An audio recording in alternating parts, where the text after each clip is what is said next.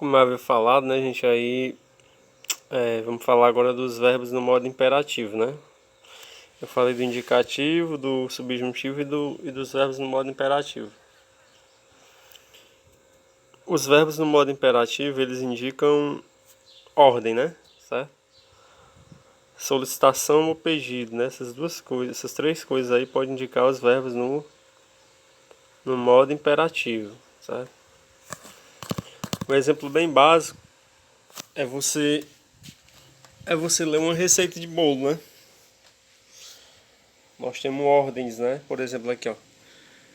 Principalmente quando você está lendo lá na parte que fala do modo de preparo, né? Por exemplo, aqui, ó. Aqui eu tenho uma receita de bolo, né? Aí lá no modo de preparo diz o seguinte: separe o fermento na batedeira, bata os demais ingredientes por aproximadamente 5 minutos. Retire a tigela da batedeira, junte o fermento e misture cuidadosamente com uma colher. Despeje a massa do bolo em uma forma de cone untada e enfarinhada. Leve ao forno pré-aquecido a 180 graus Celsius por aproximadamente 5 minutos ou até que ao espetar um palito ele saia limpo. Então, gente, são as ordens, né? Quando eu falar de imperativo, né? Eu vou lembrar, por exemplo, do imperador, né? O que era que o imperador fazia? Se a gente for pensar historicamente, fazendo uma analogia com a história, né? O imperador ele mandava no país, né? Tá certo? Ele mandava no país.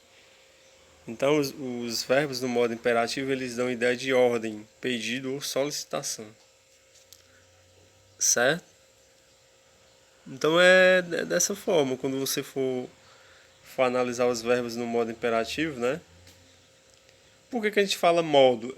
Seria a forma como acontece a ação, né? A maneira como acontece a ação. De que maneira acontece a ação? Ela acontece de maneira certa, né? Expressando a ideia de certeza. Ela acontece de maneira duvidosa, ela acontece de maneira a ser uma coisa possível, né? Uma dúvida, uma coisa duvidosa, né? Uma hipótese, né?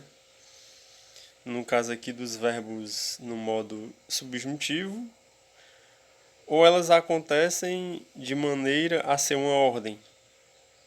Acontece na maneira de uma ordem, no caso os verbos no modo imperativo. Então, é para isso que servem os modos verbais, né? Certo? Seriam aí os modos verbais.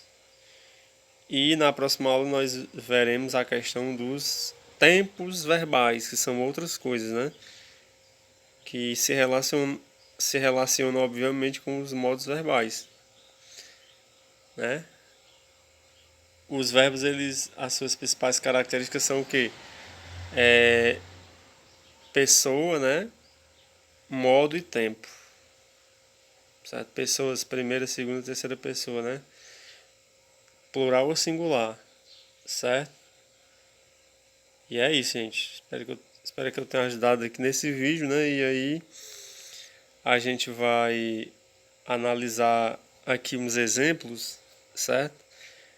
Para que vocês possam entender melhor a questão dos verbos aplicados, né? Dentro do contexto. Vou mandar aqui um vídeo para vocês com exemplos.